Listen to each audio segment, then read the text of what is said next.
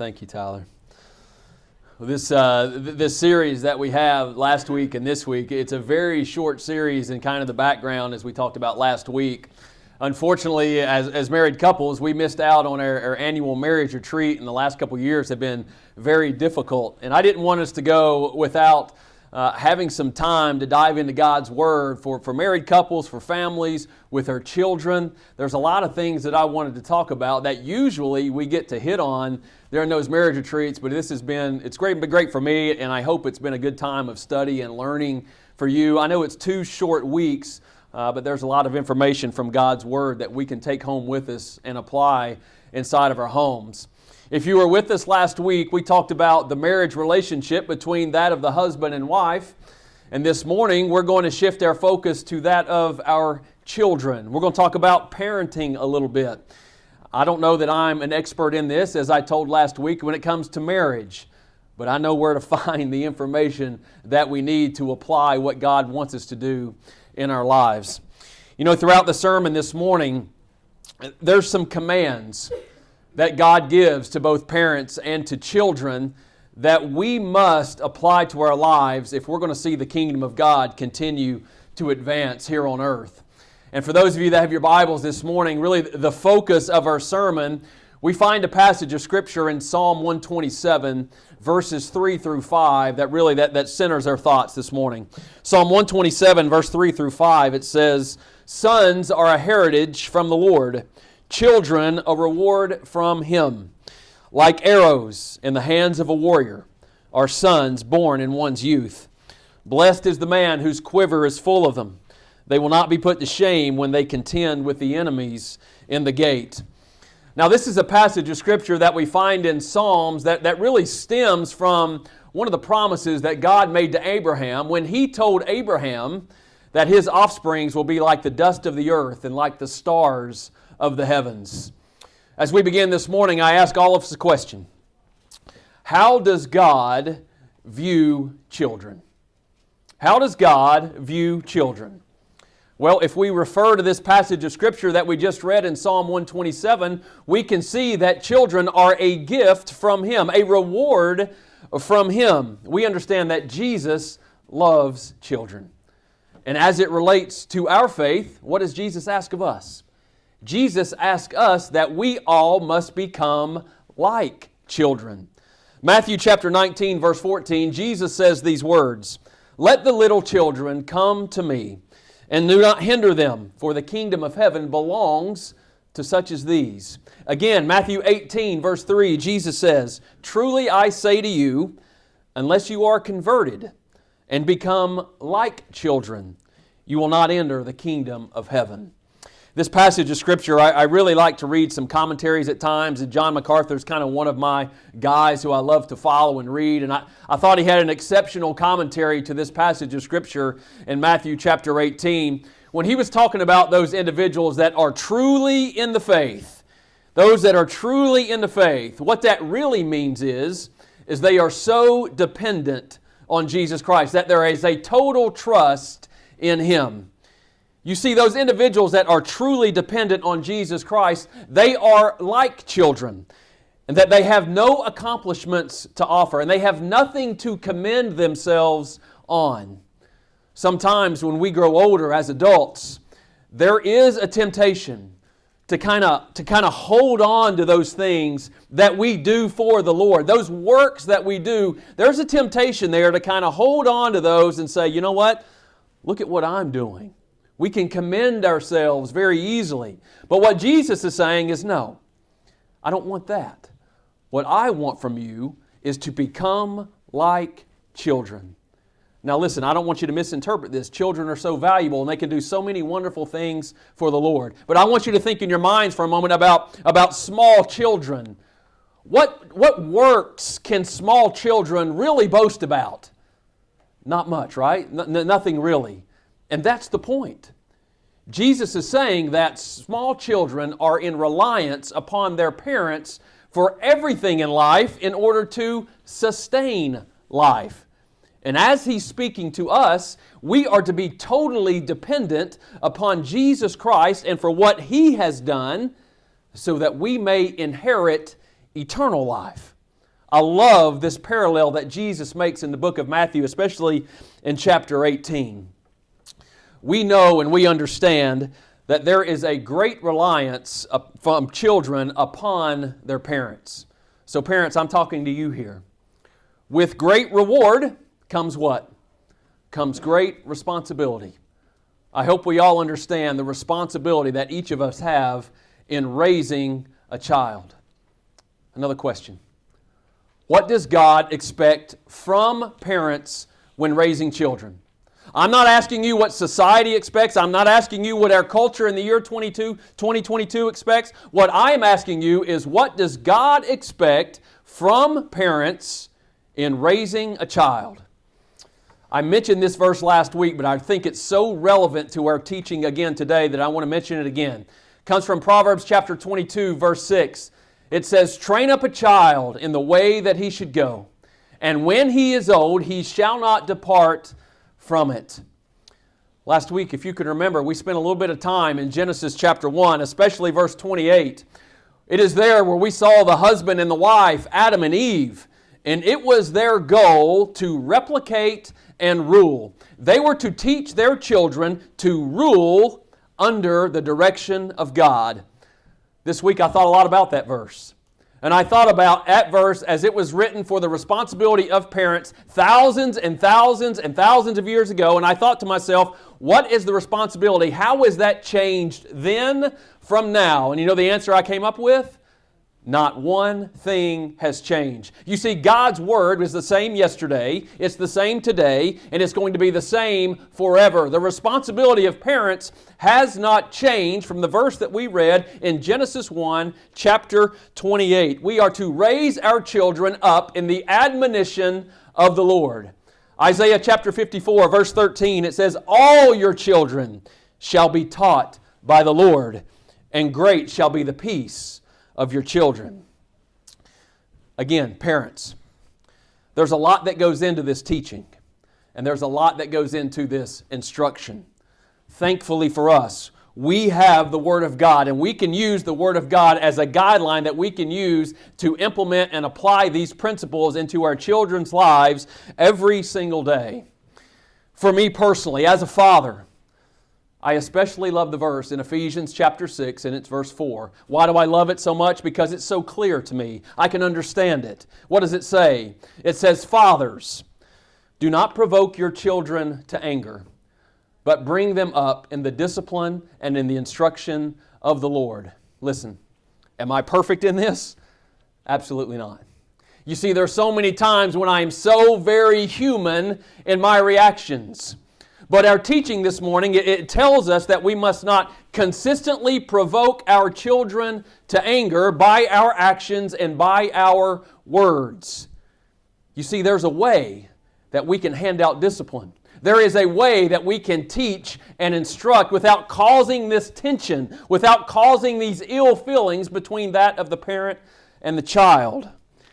You know, one of the best ways that a child will respond in a positive way is for that child to know without question that they are loved and that they are cared for by their parents. How do we make sure that they know that? We have to demonstrate it. We have to show them. We have to tell them. We have to let them know they are loved. Last week we spent a little bit of time talking about the husband and wife relationship and how it would serve each of us well as spouses to know and to understand our spouse's love language. How we can connect better if we know how they respond to certain things. I'm going to tell you this. I don't think there's any difference between that of our spouse and knowing our child's love language. You see, I don't think there's any two children that are the same in how they react and how they respond to certain things. I need to know how they respond. I need to know how they react. I need to know how they can handle discipline in certain ways. What I'm saying is we need to know our child and we need to know their love language. Because as parents, listen, as difficult as it is sometimes, we must discipline our children. We must discipline our children. You see, it is a goal for us that when we are handing out this discipline, that our children can view this discipline as a form of love. It's very much the same way our Heavenly Father disciplines us, His children. There's no difference between that of our children, between that and our children. Proverbs 13:24. There's a couple of verses that may help explain this a little bit better. Proverbs 13:24. Whoever spares the rod hates his son, but he who loves him is diligent to discipline him. Proverbs 29:15. The rod and reproof give wisdom, but a child left to himself brings shame to his mothers. Listen again, as parents, we have to make a very, very strong effort that we are never a stumbling block to our children. Listen, have I fallen in this area? There's probably a good chance over time I have fallen in this area. You see, sometimes I take for granted that everything that Autumn and I do, everything we say, how we respond to situations, there's a little pair of eyes that are always watching. There's a pair of ears that are always listening. Sometimes we can take that for granted, can't we? She watches and she hears everything that we say. How I talk to people, she notices that.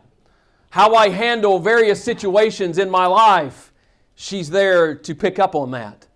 So what I'm telling you as parents, on some level, how you are responding to situations is helping to develop how your children will respond to situations. You see, I go back to this word, responsibility. What a huge responsibility it is for us to raise our children. But I think also as parents, we need to give ourselves a little bit of grace, because it's very difficult to be perfect at all times, isn't it?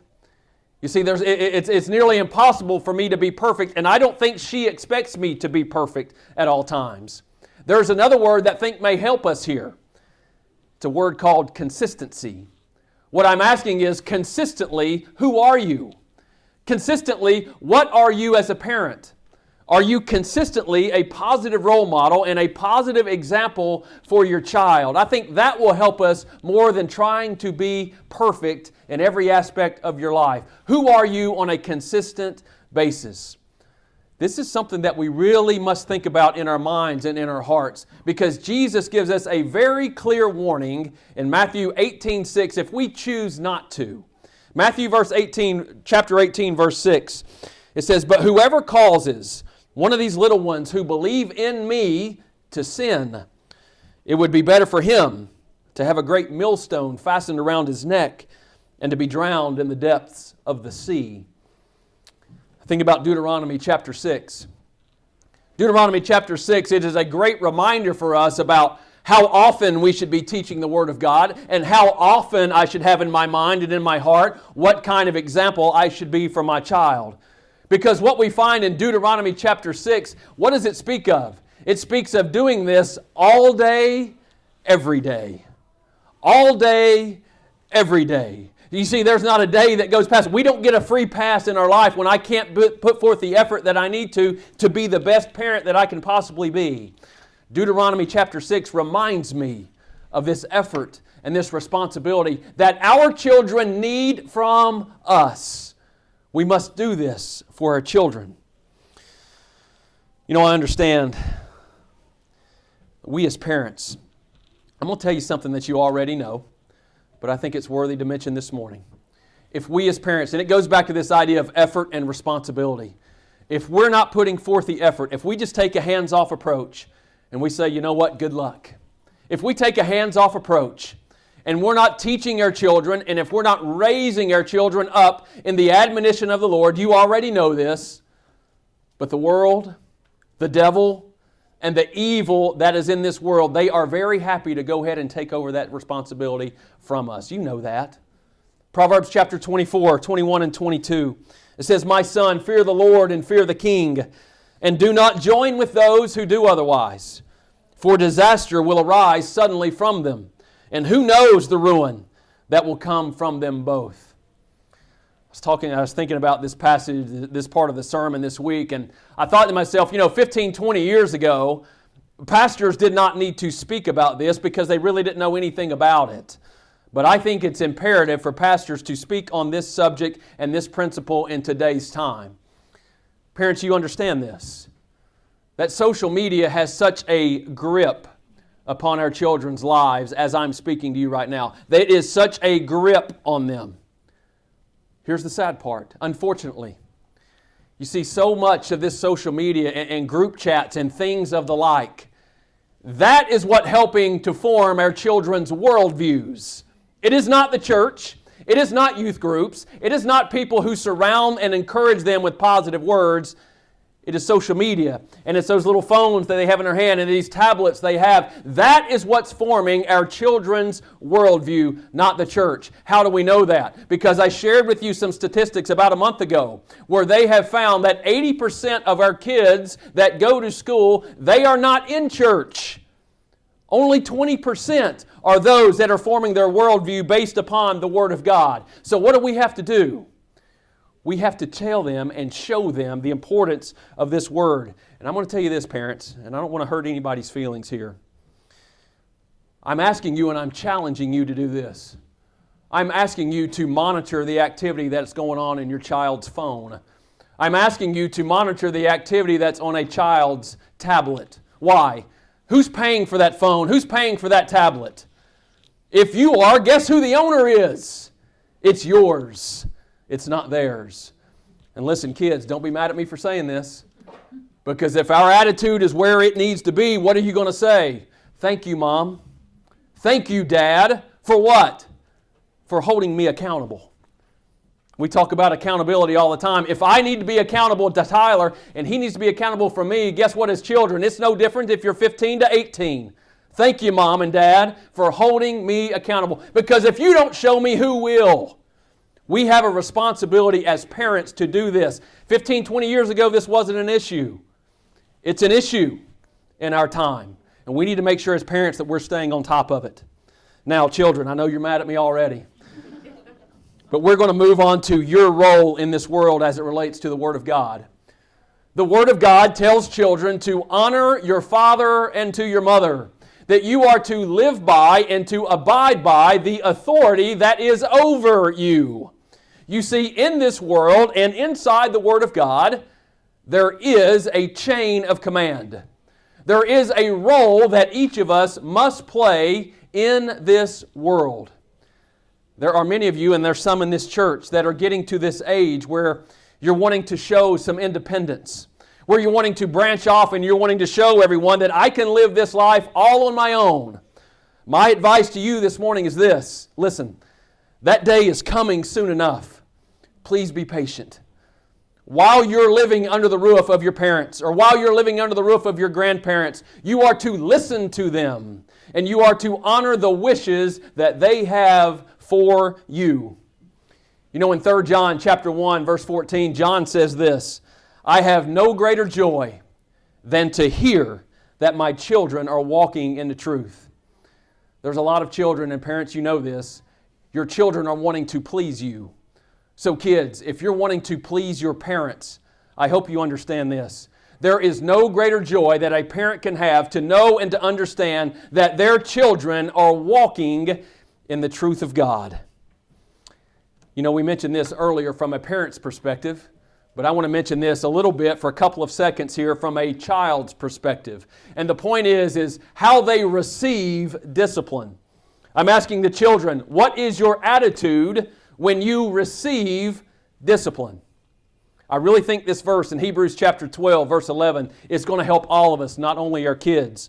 It says, for the moment, all discipline seems painful rather than pleasant, but later it yields the peaceful fruit of righteousness to those who have been trained by it. What does it just tell us? What it tells us this is as we go through the discipline, how many of you have ever been disciplined in your life? I know I have, and probably I needed it much more. But as you're going through that discipline, is it always pleasant? No. Many times it's painful.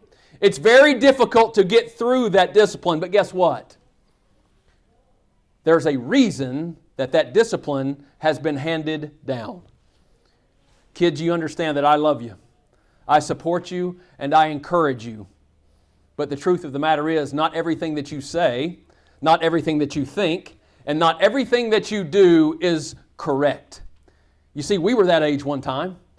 You see, we made those same bad decisions, and we still do at times. We made those same bad decisions that you are making in your life right now. So what I'm asking parents to do is, when these things occur, that is the time we step in and we address them.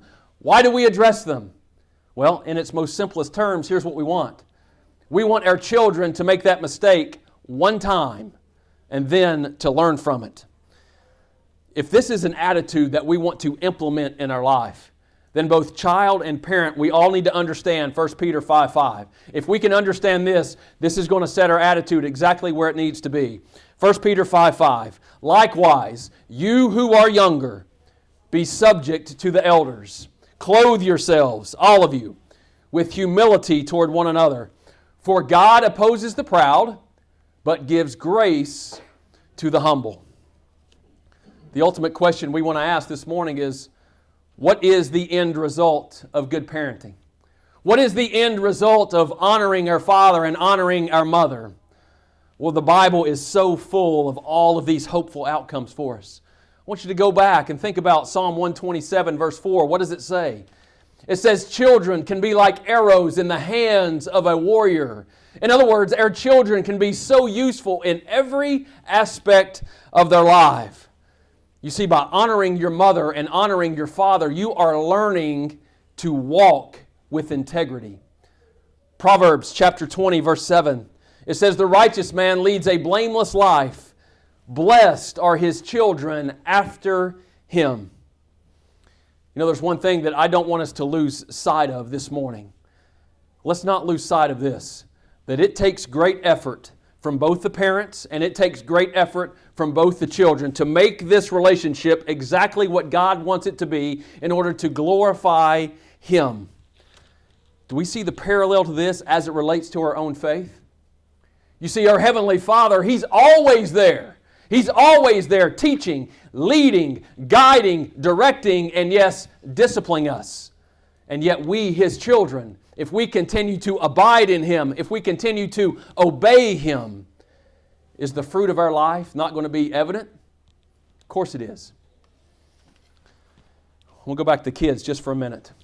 And you understand this again. A lot of this stuff, I'm just telling you what you already know. There's so many mixed messages that our kids are hearing every single day of their life. On one hand, they hear this. Your parents are saying you need to abide in Christ. Get in the Word. Abide in Christ. Abide in Christ. As soon as they walk through the school doors, as soon as they get out on the playground, wherever it may be, here's what they hear. You need to live how you want. You see, what's good for you is good for you. What's good for me is good for me. And their mind is doing what? They're split in two different directions. There's mixed messages going on in their life every single day. What I'm telling you kids is this. I'm asking you to get in the Word. And I'm asking you to get in the Word now. 2 Timothy 3:14, it says this, but as for you, continue in what you have learned and have firmly believed, knowing from whom you've learned it, how from childhood you've been acquainted with the sacred writings, which are able to make you wise for salvation through faith in Jesus Christ. I know this. I was there for 16 years. We've got some school administrators and many teachers here. There is a spiritual warfare that is taking place in our children's lives as I'm speaking to you right now. And that warfare centers around this idea of truth. Think about that question Pilate asked Jesus so many years ago when he asked, what is truth? Unfortunately, that same question is being asked 2,000 years later. You see, so many of our kids, they don't understand there's a thing such as absolute truth. For those of us that believe, we know the God's Word is so very clear that is the life and the person of Jesus Christ where our truth is found. What I'm asking you to do is you have to teach this. And not only do they hear the words that are coming out of your mouth, but we have to model this. For you children, what I'm asking you to do is, you may already be doing this, I'm asking you to live a life of conviction. You see, I'm asking you to live a life of conviction because when you do, all of a sudden it will become easier and easier and easier to stand up for the truth in which you know is right. You say, how do I do this? When you live a life of conviction, you have the Holy Spirit that's working in you and through you, and the Spirit is giving you every bit of power you could possibly need. As I begin to close this morning, I want to share with you a quote that I thought was just perfect. It says, parents can only give good advice or put them on the right paths, but the final forming of a person's character lies in their own hands. What does that tell us? Parents, you can teach and you can model, and that greatly helps. We understand that. But ultimately, each of us that are sitting in this sanctuary this morning, each of us, we must develop our own personal faith in Jesus Christ. It's been that way from the very beginning. God has given us a choice to make. He gave that choice to Adam. He gave that choice to Eve. He gave that choice to you. To you, who is Jesus Christ. It's my prayer for you this morning that your hearts are open to believing, to accepting, and to receiving Him as your personal Savior. Not to deny Him and not to reject Him, but to believe and to receive. Let's pray. Dear Heavenly Father, Lord, I just thank You for this day. Father, for the opportunity to come into Your house. Father, to pray to You. Father, to sing to You. Father, to open up the Word of God and read and to study and to hear with the words that You'd have to give us. Father, what a responsibility it is for parents to raise a child. Father, thank You for the ability, the wisdom that is found through You, the strength that is found through You. Father, I pray for our kids that You place a hedge of protection around them. Father, that they know and remember and hold steady and hold firm to the truth in which they know. Father, help our children to live lives of conviction. Father, help them not to blend in, but Father, help them to stand out. Father, as parents, help us to model this. Help us to teach this in a way that honors and glorifies You. In Jesus' name, amen.